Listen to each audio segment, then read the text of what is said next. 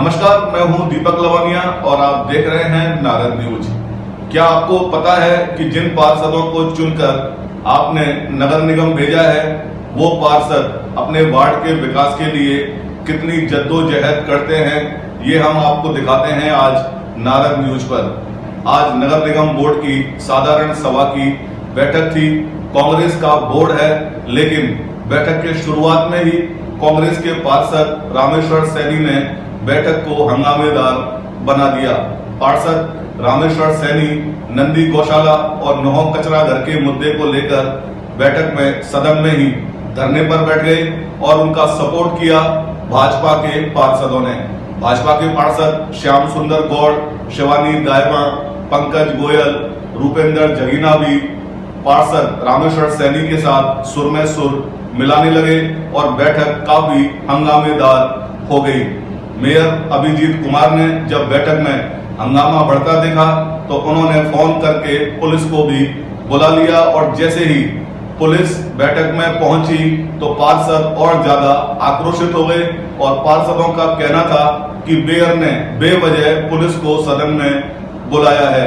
इधर deputy mayor Girish Chaudhary और पार्षद राजेंद्र सिंह राजू बीच बचाव की मुद्रा में नजर आए, लेकिन काफी देर तक बैठक हंगामेदार रही।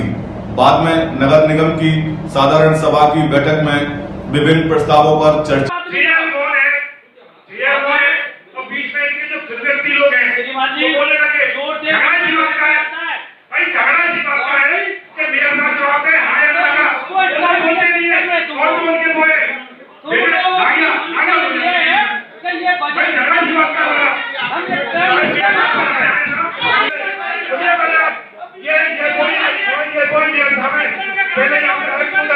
उन्होंने इनको पेशा नहीं करने दी तो ये हाईकोर्ट चलेंगे। हाईकोर्ट ने काम करे यहाँ पे, ये कोर्ट ऑफ कंटेम्प्ट खुद करें। आप की विरोध कीजिए, अगर आप वैचारिक विरोध कीजिए, आप किस तरह का विरोध कर लीजिए तो ठीक नहीं लगे। कोई भी मामला नहीं चला है, आपको कोई पार्षद चमचगी नहीं करेगा बीच में। नंदी गौशाला की हालात आप देख सकते हैं। 6 महीने में 70 गौएं बनी है, करोड़ों रुपया खर्च कर रहे हैं। हरा चारा कहाँ है ये मेरे लिए बताएंगे। हरे चारे का टेंडर कब हुआ और कब का है। और मैं कल भी वहां गया हूँ, एक लड़ाती में 4 गायें बनी हुई है। ऐसा मैं आपसे निवेदन करना चाहता हूँ, मुझे ठोस आश्वासन चाहिए। कचरा घर का निस्तारण होगा या नहीं? अगर होता तो ठीक है, नहीं होता तो नहीं रहूंगा। क्योंकि आप विकास का विरोध कर रहे हैं। अगर आप कोरोना की बात करते हैं, आपके देश के प्रधानमंत्री नरेंद्र मोदी जी 1-1 लाख की सभा कर रहे हैं, क्या वहां कोरोना नहीं है? आज विकास क्या आसमान वालों में विकास हो रहा है। आप ठेकेदारों को लेके आ रहे विकास रुकवाइए, आप विकास कराइए, आप अपने अधिकार की बात रखिए।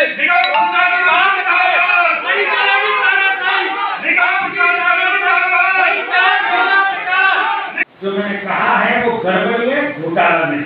जरा शब्दों की तरफ थोड़ा गौर करेंगे। हाँ, बहुत सारी चीजें आईटीबीपी एक्ट के तहत नहीं हुई थी और उसकी हमने जांच कराने के लिए डिमांड की थी। उसकी एक प्रक्रिया है, उस प्रक्रिया के तहत में आज तक मेरे पर तो ये भी आरोप लगाए हैं कि बीजेपी के पार्षदों ने कलेक्टर के यहाँ पर और आज भी महोदय लगा रहे हैं, लेकिन आज तक इन्होंने कभी बचपन से राजस्थान पत्रिका की हेडलाइन हुआ करती, उजागर उड़ा रही है। भारतीय सागर स्टेटमेंट पत्रिका में ऊपर छपा करता है। हो सकता है कि मैं आपके विचार से सहमत न हो पाऊं, किंतु विचार प्रकट करने के आपके अधिकार की मैं हमेशा रक्षा करूंगा। ये स्टेटमेंट पत्रिका में हमेशा छपा करता है। तो हम इतना लोग एक बार सुन तो लें दूसरे को। आपका विरोध अपने जगह सही हो सकता है, आपका पक्ष अपनी जगह सही हो सकता है, किंतु एक दूसरे को सम्मान तो है कम से कम यहाँ पर। तो दुश्मन थोड़ी प्रॉपर्टी थोड़ी बढ़ गई आपस की। तो मेरा तो आपसे विनम्र अनुरोध है, ये सदन आपका है, बोर्ड आपका है, इस बोर्ड के असली मालिक आप लोग हैं। शक्ति मेरे साथ में नहीं है, आप सब में नहीं है, किंतु ऐसा व्यवहार का परिचय तो दें ताकि हमारी आने वाली पीढ़ी इस बोर्ड को इस दृष्टि से ना देखे जो आज हुआ कि बोर्ड के अंदर बाहर के लोग आ गए, बोर्ड की मीटिंग के अंदर बाहर से लोग आए हैं। आप लोग कुछ भी करें, बोर्ड आता है, मीटिंग हॉल आता है, आप विरोध करें, पक्ष करें, जो कुछ करना है करें, किंतु इस तरह से भी किसी को लिबर्टी ना दें कि मेरे सारे को व्यक्ति बाहर का अंदर एक्सीडेंट हो चुके हैं, कृपया को दोबारा आपने एक ज्ञापन दिया कलेक्टर को। क्या दिया? ये सब आपके ऊपर है, किंतु एक मर्यादा पर आवश्यक रूप से प्लीज। माननीय अध्यक्ष महोदय, आप उसकी बात छोड़े, सामने वाला यदि कोई व्यक्ति मेयर साहब को इंगित करके जवाब दे रहा है तो उस व्यक्ति की बात, उस भूमि व्यक्ति की बात सुनी जाए।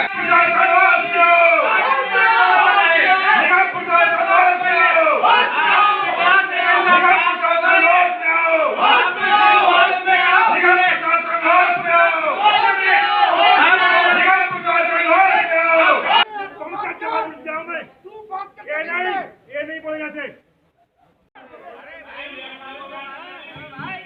अगर तुमको लड़ना है तो तरीका से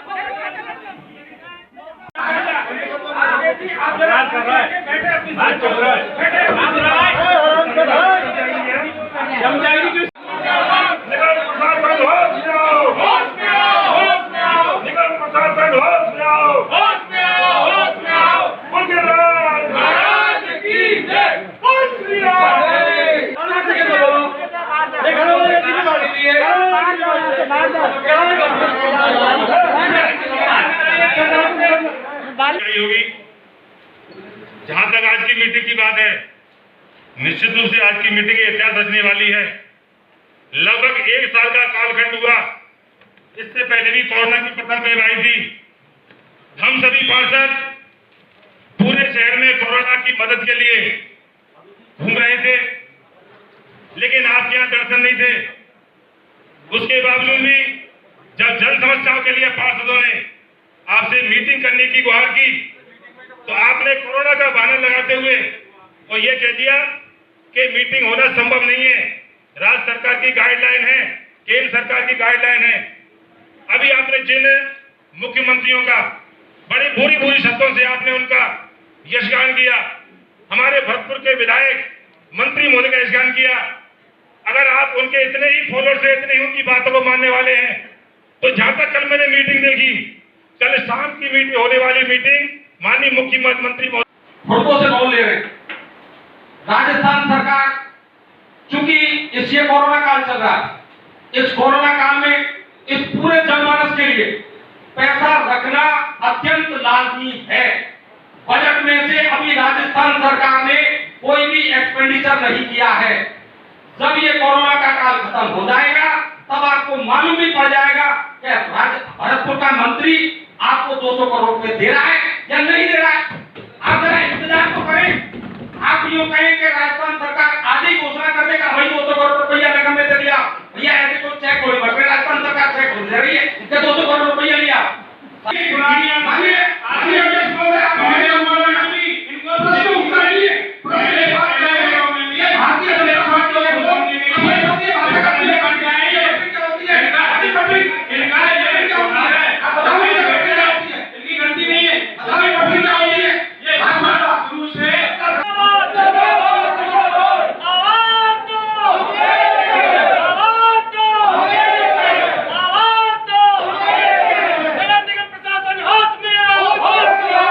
मेयर साहब सदन के अध्यक्ष हैं, इनका दायित्व बनता है सदन की मर्यादा ये रखें। लेकिन जिस तरीके से आज मेयर साहब ने मीटिंग का प्रारंभ किया और जिस तरह से उन्होंने उग्र रूप में सदन को कहा कि आज बहुत बड़ा ऐतिहासिक दिन है, इस कोरोना काल के अंदर ऐसी विषम परिस्थितियों में जहां एक और इनकी राज्य सरकार, इनके मंत्री महोदय लॉकडाउन की बात कर रहे हैं, शादियों 50 लोगों की अनुमति है, अंतिम 20 लोगों की है, ऐसी कौन सी आवश्यकता आन पड़ी? क्योंकि एजेंडे में कोई भी बिंदु ऐसा नहीं जो जनहित का बिंदु था, निर्माण के बिंदु थे, वो आदमी तो 1 महीने बाद हो सकते थे। हमारा सिर्फ इतना ही कहना था कि इस तरीके से आप जितनी इनकम नहीं है, 40 करोड़ रुपए लगभग नगर निगम का बजट होता है 1 साल का निर्माण का, और 62 करोड़ रुपए के ये आज ही काम लगा रहे हैं, तो 1 साल के अंदर पार्षद अपने काम के लिए कहाँ जाएंगे?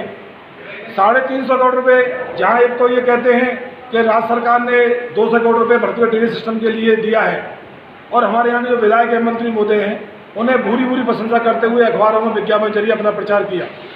लेकिन 200 करोड़ जो सरकार से आ रहा है, तो हमने इनसे इतना कहा कि 150 करोड़ रुपये का कर्ज आप क्यों ले रहे हैं, और इन 350 करोड़ रुपये का नगर निगम कहाँ से, कौन सी ऐसी आय है जिनको चुकाएगी। इन पूरी बातों के अंदर हमारे मन में बहुत बड़ी मध्यांति थी। बहुत रूप से, निश्चित रूप से मैं पूरे विश्वास के साथ कहना चाहूँगा कि बहुत बड़ी साजिश इस निगम में चल रही है, जो भविष्य में इस निगम को गर्त में ले जाने वाली है, कर्ज के अंदर डुबोने वाली है। जहाँ तक व्यवहार का सवाल है, इस मीटिंग के अंदर मेयर साहब निश्चित रूप से एक वाइजो के प्रेशर में काम कराते हैं। बहुमत के आधार पर जो पार्षद उनके सामने बोलता है उनके वार्डों में काम नहीं कराते। इसका ताज़ा उदाहरण है कि मेरे वार्ड के अंदर 3 काम जिनकी TS और FS जारी हो चुकी थी, तत्कालीन आयुक्त महोदय उनको पास कर गई, और जैसे ही आयुक्त महोदय यहाँ से गई, इनकी ट्यूनिंग वर्तमान आयुक्त महोदय से बैठने लगी। इन्होंने वो फाइलें मेरी रोक दी, जबकि नियम से जिस कार्य की TS FS जारी होती है वो NIT के आगे इसकी मीटिंग हुई है, और उसमें कोई 3 थे जो A&F लेनी थी, एडमिनिस्ट्रेटिव और फाइनेंशियल, क्योंकि ये सारे ही 2 करोड़ से ऊपर थे। मेरी जो अधिकार क्षेत्र आता है वो 2 करोड़ का आता है, और जितने भी यहाँ पर आज निर्णय लिए गए वो हम सभी 2 करोड़ से ऊपर थे। इसीलिए हमने सदन का A&F के लिए स्वीकृति ली है, और इसमें 3 हैं मुद्दे खास तौर से। एक तो हमारा कंस्ट्रक्शन से रिलेटेड है, और परंतु ये चीज़ें ठीक नहीं हैं, और ऐसा नहीं होना चाहिए, दुर्भाग्यपूर्ण है।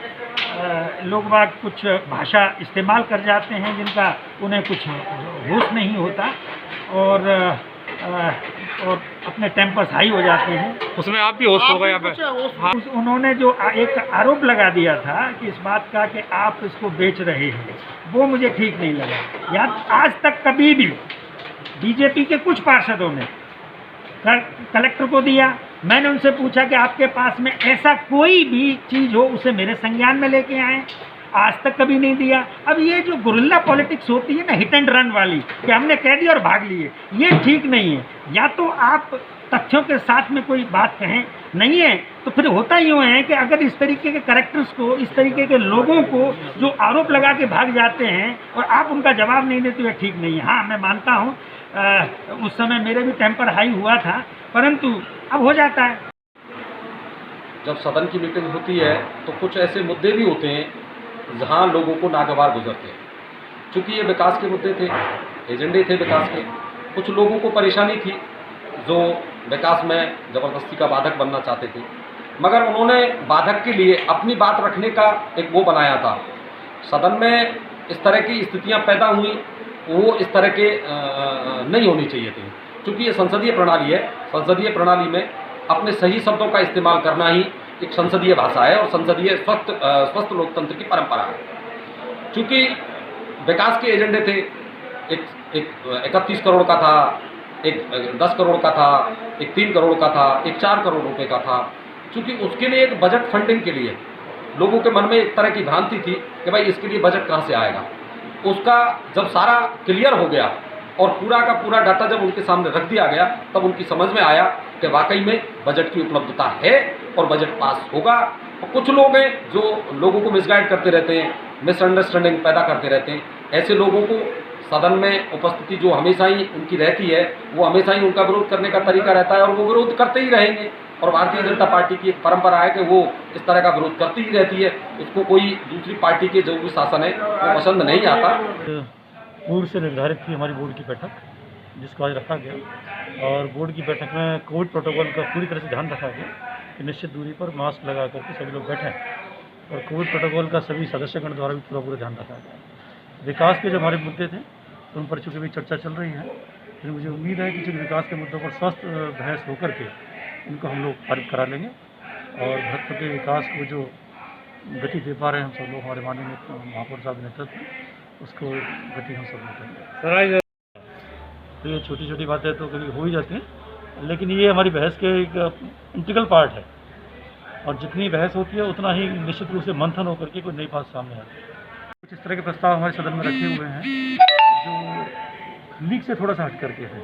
तो जब कभी कोई परिवर्तन होता है तो निश्चित रूप से उसका विरोध भी होता है। तो उसको लेकर के कुछ हमारे स्थानीय जो लोग हैं, ठेकेदार लोग जो हैं, समूह हैं, उन्होंने कुछ विरोध किया था आकर के सदन के अंदर आकर के। क्योंकि चूँकि वो भी हमारे स्थानीय निवासी हैं, तो समझाइश करके उन सबको यहाँ से रवाना किया गया और उन्हीं मुद्दों पर आज यहाँ बहस अभी जारी है। है कि वार्ड नंबर 50 में नौ कचरा संयंत्र काफ़ी समय से लगा हुआ है और हर बोर्ड में जो मीटिंग होती है उसमें इस मुद्दे को मैं हर बार उठाता हूँ, लेकिन जो प्रॉपर सुनवाई होनी चाहिए वो नहीं हो पा रही है। लेकिन आज जो मैंने जो धरना दिया है सदन के अंदर, उसके बाद गर्मागर्मी हो गई। उसके बाद में मेयर साहब ने आश्वासन दिया है कि 20 दिन के अंदर जो कचरा घर है उसको हटा दिया जाएगा। और एक मेरी नंदी गौशाला की समस्या थी, उस पर कल ये 5 सदस्य कमेटी बना रहे हैं और नंदी गौशाला में जो घुसचारा घोटाला जो चल रहा है उसकी जांच कराएंगे।